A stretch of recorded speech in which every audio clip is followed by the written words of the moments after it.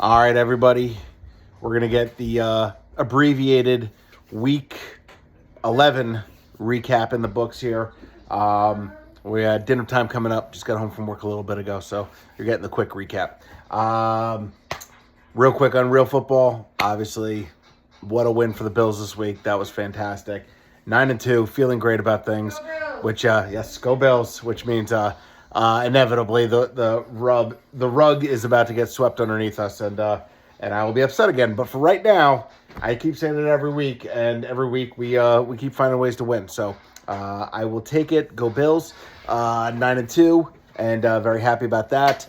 For Marissa, you got a win this week. You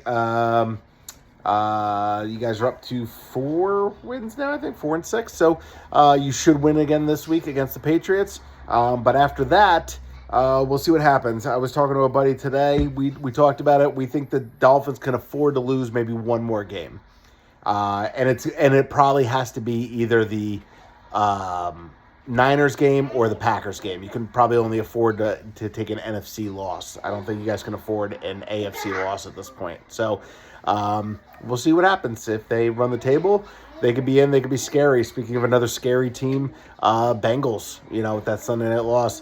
I'll be honest, that's the team I don't want to see in the playoffs.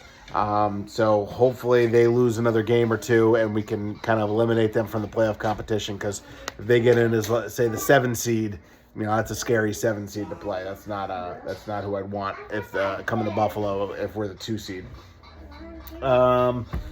Your guys' teams, Giants lost the bye. Congratulations on that. And, dropped multiple spots in the draft order. For some reason, you're paying Drew Lock $5.5 million to not be the quarterback now. Play Tommy DeVito. I saw a thing the other day. It said the money they're paying Drew Lock to not play and the money they're paying Devin Singletary not to be the starting running back easily would have paid for Saquon. So, whatever. Giants are going to giant. And then speaking of gianting, let's go right across the stadium. Jets GM Joe Douglas fired today. I can't say I haven't enjoyed, this cluster fire that the Jets have been all season. It's been pretty enjoyable from the outside, especially just because every Jets fan I know, including all the ones in this chat, we're just so, this is our division, Super Bowl, Aaron Rodgers, Bills are third place team in the division at this point. And, so it's been fun to watch. So there's that. JJ, they lost this week, but again, I thought Drake May looked like a good NFL quarterback. I think, he's obviously still making rookie mistakes and he doesn't have the greatest weapons right now, but the flashes are there. It does remind me a lot of Allen's rookie season where, they weren't good yet and he wasn't even good yet, but you could see the talent. And that's what you're looking for out of a rookie quarterback is just see the potential there. And Drake May, so far, I see that potential. So you got to feel good about that. Anybody else? Cowboys last night, they were a dumpster fire. Everybody's getting fired there. I just saw Michael Irvin do an interview. He said that he basically said that he's got insider information that if the Cowboys draft Shedeur Sanders, that Prime will coach the Cowboys. So take that for what it's worth, and we'll see what happens there. I think that pretty much addresses all the real football. Moving on to fake football, fantasy. Thank you, Taysom Hill. I only started him this week because I had to. It was either start him or I don't even remember who, but I put him in there not just hoping I'd get 8-9 points out of him, and he ends up being probably the leading scorer in all of fantasy football. I don't know how many Mixon finished with last night, but Taysom Hill got me 41.5 points, and basically he beat Aaron for me. So thank you for that. Chase had a good game. Swift had a decent game. Walker was okay for me. The combination of Taysom Hill and Joe Burrow won me that matchup, 146-95. I haven't even looked at high score, low score yet, so I'll find all that out as we go. So right now I'm the high scorer. I improved to 7-4. Aaron falls to 7-4. We'll go over the standings later. Speaking of 7-4 teams, Justin with the victory over Ken, 147 to 112. Looks like for Justin, huge game out of St. Brown. Tua was good. Jacobs had a good game. I saw Jacobs had like an angry run this week, and he tweeted out, "If you see me and a grizzly bear in a fight, save the grizzly bear." So I thought that was hilarious. Jared Goff with a monster game for Ken, and then Montgomery. So, Lions represented for him, but basically nobody else. And that's what happened there. So Justin, 147. Is that more or less than me?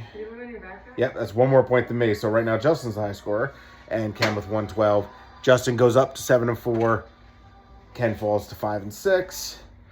Rob with the 129-101 victory against Zach. Looks like T. Higgins produced for him. Jamison Williams. Tyreek Hill finally had an okay game. And then for Zach, Matt Stafford and Juwan Jennings and JSN showed up. I mean, actually, those are three pretty good performances. It's surprising that he had three guys combined for probably over 80 points and then still only finished with 101. Rob improves to 5-6. Zach falls to 3-8. Rob holding on to some playoff hopes, and then Zach's pretty much all but eliminated. We'll go over later. One team is actually officially eliminated from the playoffs at this point, but it's only one out of 14. JJ, this is our closest game of the week with a 140-131 victory. JJ beating Pops, beating Marcel. I went and looked at it. Marcel, even if he made the lineup change of starting, I forget who he is. He has somebody on his bench with 14 points. If he had started them over DeAndre Hopkins, he still would have lost. Now, he would have lost by less than a point. He would have lost by 0.8 had he started him. So I don't know if that's better or not. I would probably be more heartbroken if I lost the game by less than a point. But could have been a little bit closer had they done that. But ultimately, still wouldn't have made a difference in who won the game. Cooper Kupp, Elijah Moore, Purdy showed up for JJ. Pretty well-rounded game for everybody, considering he scored 140 there. Jonnu had the big game for Marcel, along with Anthony Richardson, and the Texans defense showed up. They tried to make a valiant comeback for him on Monday night, but not quite enough. Marcel falls to 7-4. JJ improves to 6-5. Right now, they're both playoff teams at the season end today. Moving on, Courtney somehow puts up 97 every week. No matter what, he puts up 97, whether he starts the lineup or not. But Courtney ultimately falls to Marissa, who's on a hot streak, 145 to 97. Marissa, Brock Bowers, and I think if my memory serves, I think Marcel was trying to trade for Brock Bowers this week. Give her like a bag of chips or something like that. So Bowers, Herbert, Dobbins showed up for Marissa. Breece Hall had a big game for Courtney. Lamar actually, is his second highest scorer, but really didn't produce the way he should have. And Marissa improves to 5-6, keeping her hopes alive. Right now, she's the 8th seed. And then Courtney falls to 1-10. And like I said, we'll talk standings later, but he is actually officially eliminated from the playoffs. Sorry, Courtney. Moving on, Kyle versus Richie. Kyle with the 153-129 victory over Richie. For Kyle, we talk about his running backs. If his running backs produce, he goes off. Well, guess what? Barkley had 33. A-Chain had 20, and I don't see him here, but James Cook had 2 touchdowns in the game. Didn't do much on the ground, but had 2 touchdowns. So all 3 running backs produced. Kyle scores $153. That's really the way his team goes. If those running backs go off, his team does too. Kyle's second leading scorer, Chris Boswell, kicker. I saw a statistic today. If Chris Boswell was a position player, he'd be like wide receiver 6 this year. And he's been having a ridiculous season. For Richie, Puka, Allen, Gibbs all had nice games. 130 is nothing to scoff at, but not enough to get the win in this case. Richie's playoff hopes pretty much all but dead. And Kyle still very much alive in the conversation at 6-5. And then moving on, our first place team, Larry, 164. My guess is that's probably the high score of the week. I'll just double check. with the probably against the low score in Tommy in 76. For Larry, Joe Mixon had the monster game last night, and then Jordan Love, Josh Downs produced. For Tommy, it looks like Njoku, Mahomes, Moore were his highest scorers, but nobody really went off except for maybe Njoku's 19. Tommy on a losing streak here drops him to 5-6, and not out of it, but very unlikely now to make the playoffs. And then Larry is I think Larry's got like a 2-game lead for the bye. So Larry pretty much is not totally, but probably is pretty much locked up at least a bye. Like maybe not the 1 seed, but definitely the one of the top 2 seeds, and probably lock that up for himself. So let me just double check. Looks like Larry is the high score this week, and Tom is the low score, so they came from the same game. All right, let's jump over to the standings. And Larry, first place, 9-2, trying to become the first ever 3-time winner of the championship trophy there. 9-2 with a 99% chance of making the playoffs. Moving on to our 7-4 teams, we have Justin at 7-4, Marcel at 7-4, and me at 7-4, and Aaron at 7-4. So you have 4 7-4 teams there at seeds 2 through 5. The way they're slated right now is Justin's got a 91% chance of making the playoffs. Marcel's got a 90% chance of making the playoffs. So, pretty set there. I have the same record. My percentage drops down to 68%, with Aaron dropping down to 69%. So clearly, I'll tell you right now, I'm taking an L this week. I have no Joe Burrow. I have no Bijan Robinson this week. I don't have a flex this week. So I'm out probably my 2 best players in fantasy in Bijan and Burrow. And then maybe my 3rd best player in Taysom Hill this week. And I'm playing the first place team in Larry. So I'm already conceding the L this week. It's about winning the week after for me. So those are your 7-4 teams. I said I'm 68%. Aaron is at 69%. Now, right now, season ends today. Your 6th seed and final playoff spot is JJ at 6-5. JJ's got a 63% chance of making the playoffs. And then your other 6-5 team on the outside looking in right now is Kyle at 6-5 with a 41% chance of making the playoffs. And then just underneath him, Marissa at 5-6. She's got a 40% chance of making the playoffs, only 1% less than Kyle at the moment. So Marissa's on a hot streak, and really, I mean, I would say Marissa, Kyle, and JJ fighting for the last spot, but in reality, you could throw me and Aaron in there too, and it's a 1, 2, 3, 4. Let's see, 1, 2, 3, 4. Really, a 5-team battle for 3 spots.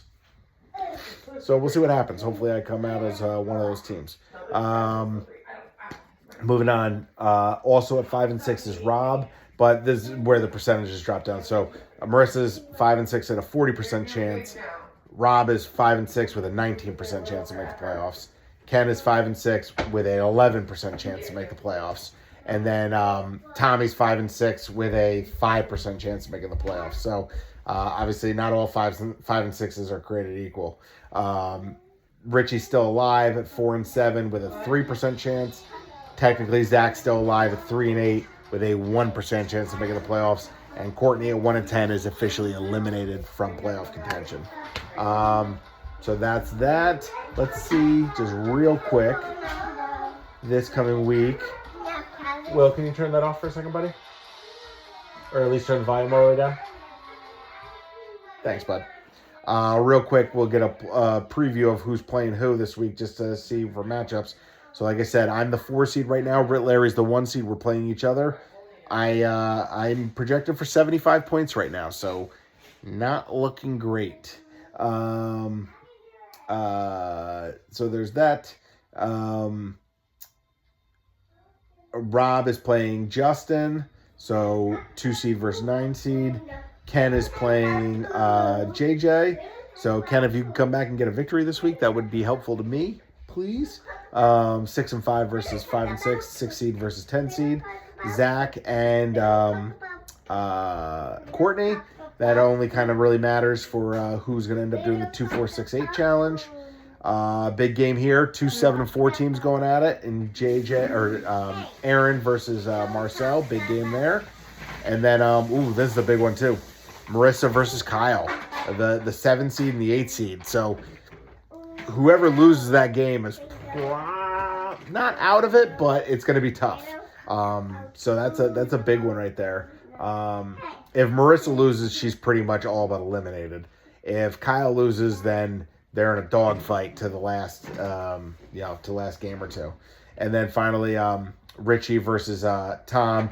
Obviously, whoever loses is eliminated, and then whoever wins that game can hold on to a little bit of hope there.